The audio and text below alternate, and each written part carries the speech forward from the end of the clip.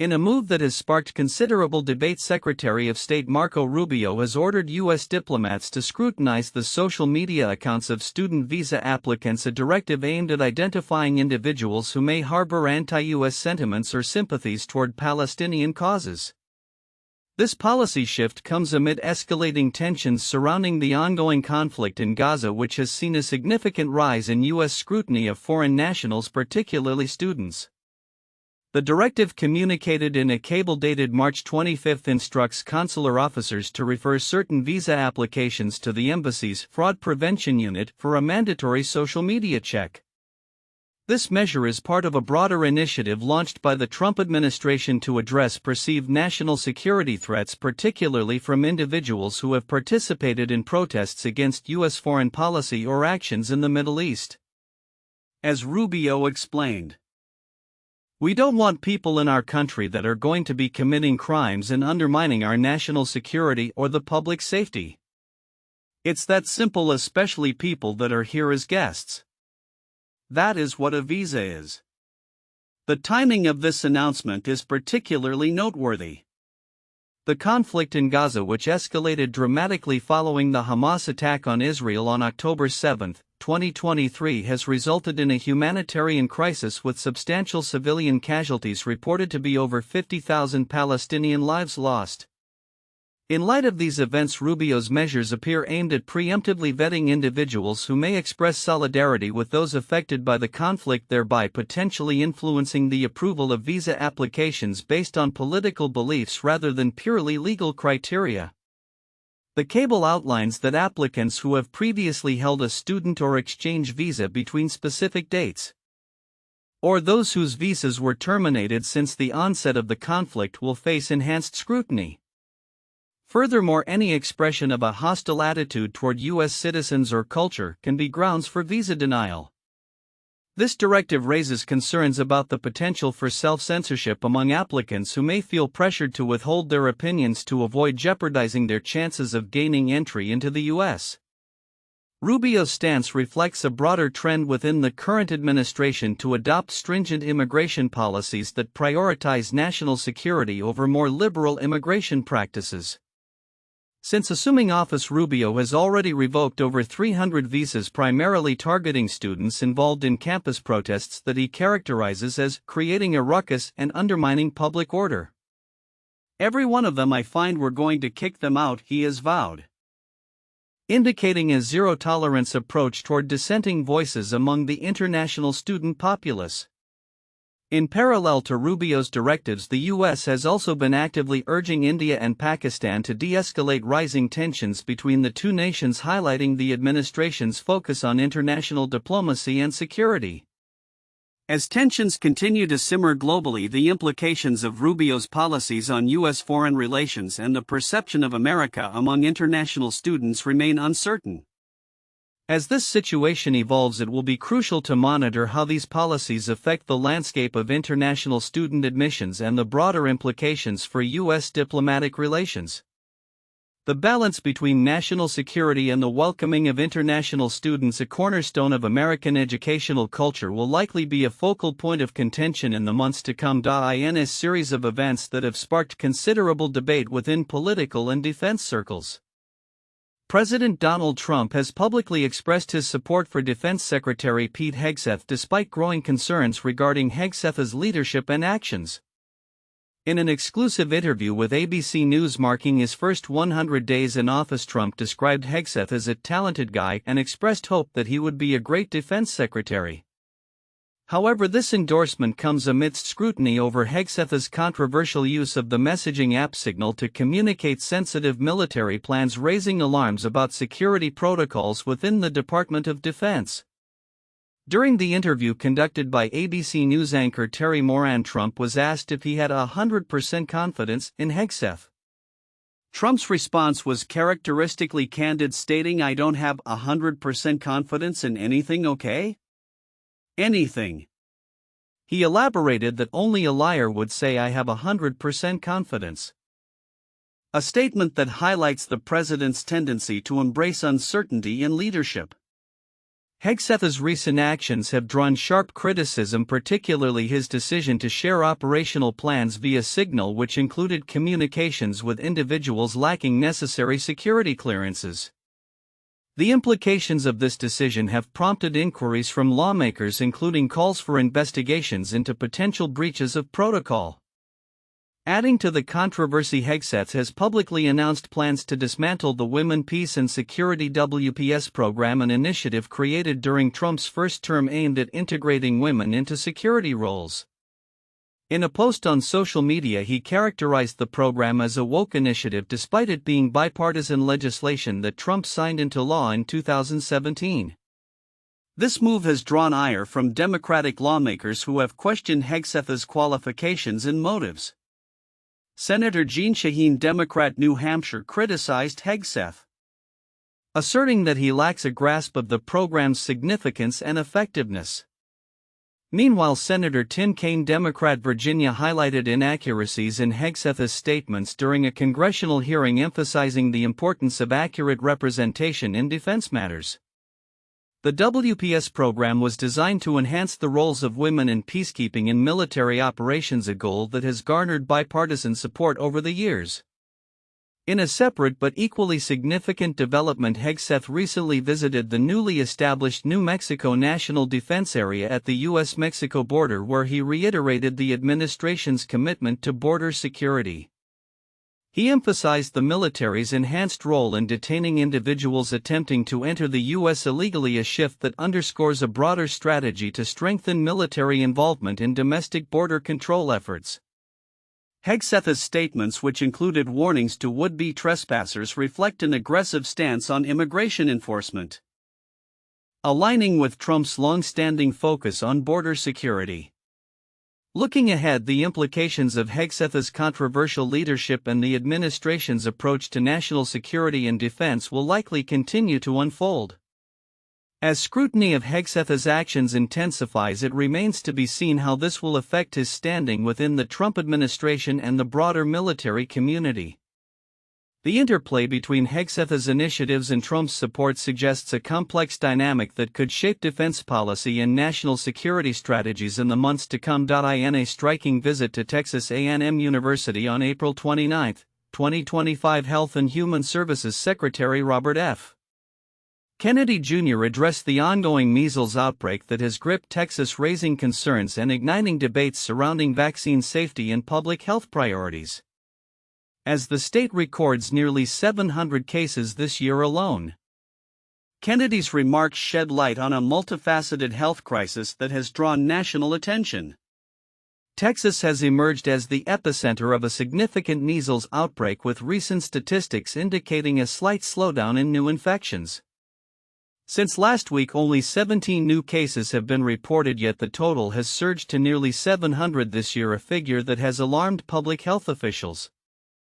The latest numbers may suggest a plateau, but experts caution that it's still too early to declare victory, Kennedy stated during a press conference, emphasizing the need for continued vigilance in managing the outbreak. The Secretary's visit was part of a broader federal initiative to bolster resources for Texas in response to the unprecedented surge in measles cases, which has already surpassed the total infections for all of 2024. Kennedy reassured the public that the federal government, in collaboration with state officials, is committed to providing significant support, including vaccines and alternative treatments. We're working very closely with the governor of Texas and public health officials. We've provided them enormous support from the CDC, he asserted. Despite the gravity of the situation, Kennedy's comments sparked controversy, particularly his assertion that media coverage disproportionately focuses on measles at the expense of chronic conditions like autism and diabetes. We have an autism epidemic in this country, and that deserves more attention, he argued, eliciting criticism from health experts who contend that such statements undermine public health messaging regarding vaccinations. Kennedy's skepticism about the severity of the measles outbreak was reflected in his remarks about the number of deaths attributed to the disease. While acknowledging that there have been fatalities, he pointed out that the U.S. has seen only 4 measles-related deaths in the last 20 years. 2 of which occurred this year in Texas. This perspective, however, was met with concern from public health officials who emphasized the need for a robust response to prevent further loss of life. As public health officials continue to monitor the situation, they have warned that the rising number of cases in certain areas such as El Paso indicates that the outbreak is far from over. "We can only see trends looking backward," noted Laura Anton, a spokesperson for the Texas Department of State Health Services. "We'd need to see a few weeks of decline to say that it was trending downward." The discourse surrounding vaccine safety also took center stage during Kennedy's visit. He has previously urged parents to do your own research regarding vaccinations, a sentiment that has drawn ire from health experts who argue that it contributes to vaccine hesitancy. While skepticism towards vaccines is reasonable, parents must rely on credible sources of information, stated Dr. Paul Offit, a vaccine expert. Kennedy's assertion that vaccines might pose risks including causing neurological disorders has been widely discredited by the scientific community. In fact, studies consistently show that vaccines including the measles, mumps, rubella MMR vaccine are safe and effective in preventing infectious diseases. The Centers for Disease Control and Prevention (CDC) recommends 2 doses of the MMR vaccine as the best defense against measles. As this public health crisis unfolds, the need for accurate information and effective communication has never been more critical. The situation in Texas serves as a reminder of the delicate balance between public health imperatives and individual choice, a challenge that will likely shape discussions around vaccination and public health policy in the months to come. Looking ahead, the focus will remain on observing the trends in measles cases, bolstering vaccination efforts, and ensuring that public discourse is informed by scientific evidence rather than speculation. As health officials continue to navigate this outbreak, the importance of community engagement and education will be paramount in fostering a more informed public and ultimately protecting the health of all Texans. In a significant and controversial move, Attorney General Pam Bondi has announced a crackdown on government leakers that could have profound implications for journalism in the United States. The recent memo issued by Bondi rescinds key protections established during the Biden administration, suggesting a shift in the Justice Department's approach to handling classified information and the journalists who report on it. The memo, which was released on a Friday afternoon, signifies a departure from the news media guidelines that had previously restricted the circumstances under which Justice Department attorneys could pursue records or testimonies from journalists. While it does not fully eliminate protections for journalists, the memo raises alarms about potential increases in government pressure on the media, particularly those who handle classified information. Bondi's changes could lead to Justice Department subpoenas and search warrants targeting journalists who receive or publish leaked information, a move that could severely chill investigative reporting. Gabe Rotman, Vice President of Policy at the Reporters Committee for Freedom of the Press, voiced his concerns. This change would make it easier for Justice Department attorneys to pursue journalists to identify confidential sources in reporting that involves leaks, like the Pentagon Papers or Watergate. And that could chill news reporting in the public interest. This is particularly troubling in an era where leak investigations are increasingly prevalent, as indicated by ongoing probes into sensitive government information. Historically, the relationship between the Justice Department and the press has been fraught with tension, especially during times of political strife. The initial introduction of news media guidelines during the Nixon administration was a response to public outrage over attempts to compel journalists to reveal their sources. Over the years, these guidelines evolved to include protections that are now at risk. Notably, the recent memo rescinds a provision that protected journalists from subpoenas based on their receipt or publication of classified information, a significant rollback of the safeguards put in place during the Obama and Biden administrations.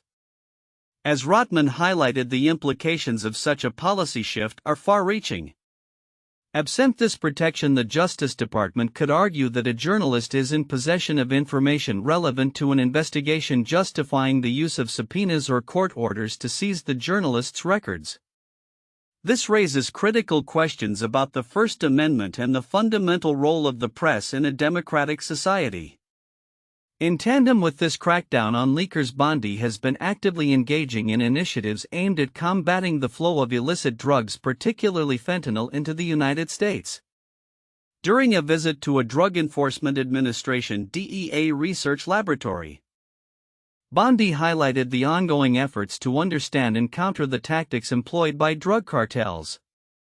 The DEA's work involves reverse engineering the methods used to manufacture drugs and analyzing the compounds that pose significant threats to public health. Bondi's emphasis on this issue aligns with the broader agenda of the Trump administration, which has prioritized law enforcement and public safety. In a separate context, Bondi also celebrated recent arrests related to drug trafficking, claiming that these efforts are crucial to making America safe again. "We are making America safe again, especially by getting these drugs off the street," she stated, reflecting the administration's commitment to tackling narcotics-related crime.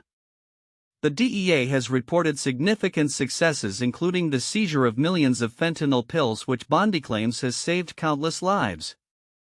However, the political landscape surrounding these initiatives is increasingly contentious. Congressional Republicans are pushing for investigations into former Veterans Affairs leaders for alleged budgetary violations, a move some Democrats have labeled a political stunt. This back and forth underscores the growing partisan divide on issues of governance and accountability. As the Bondi memo unfolds and its effects become clearer, the need for a federal shield law to protect journalists from being compelled to reveal their sources becomes more pressing than ever. Despite bipartisan support for such legislation, Congress has yet to pass a federal shield law, leaving journalists vulnerable to government overreach. In conclusion, the implications of Bondi's recent actions are multifaceted and could reshape the landscape of journalism and government accountability in the U.S. As investigative reporting faces increased threats, the ongoing tug-of-war between transparency and national security will likely continue to dominate the political discourse, with significant ramifications for both the press and public trust in government. The future of journalism hinges on the ability to protect the rights of reporters and ensure that they can operate without fear of reprisal from the very institutions meant to serve the public interest. In a rapidly shifting economic landscape, the Trump administration's handling of tariffs has come under scrutiny as key stakeholders express concern over the potential repercussions on both domestic industries and consumer behavior. As President Trump's administration marks its first 100 days, the focus has turned to the implications of aggressive tariff policies, particularly on the textile industry and broader economic conditions. During a recent White House briefing, Treasury Secretary Scott Bessent ignited controversy with remarks suggesting that the U.S. textile industry is no longer a priority for the administration. President Trump is interested in the jobs of the future, not the jobs of the past, Bessent stated, emphasizing a shift towards precision manufacturing at the expense of traditional textile jobs. This statement was met with immediate backlash from the National Association of Textile Organizations, which highlighted the sector's contributions to the economy, including its production of over 8,000 military-related products and employment of more than 470,000 workers. Kimberly Glass, chief executive of the Textile Trade Group, expressed disappointment in Bessent's comments and called for a meeting to discuss the industry's strategic importance in the face of unfair competition from Chinese producers.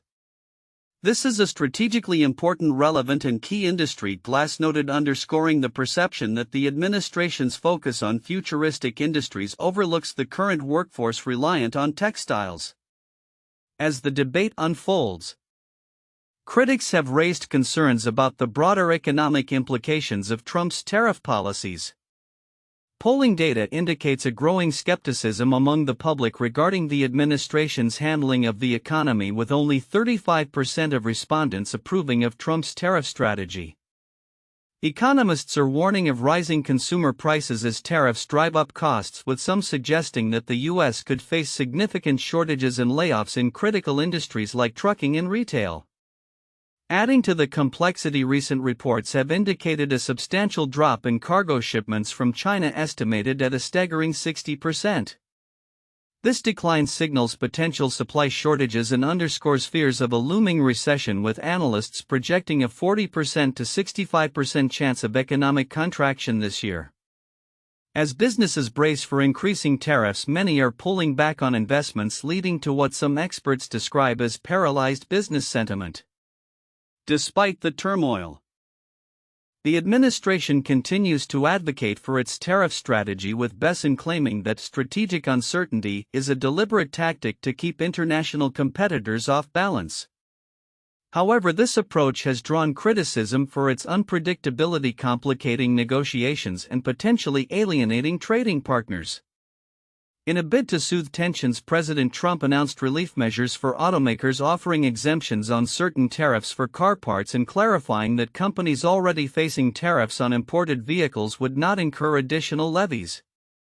This move appears to be a response to significant lobbying from the automotive industry, which has warned of dire consequences on sales and consumer prices. On the international front, developments in U.S.-China trade relations are also evolving. Reports indicate that China has quietly compiled a list of U.S. goods exempt from its own tariffs, allowing for some easing of trade tensions without overt public concessions.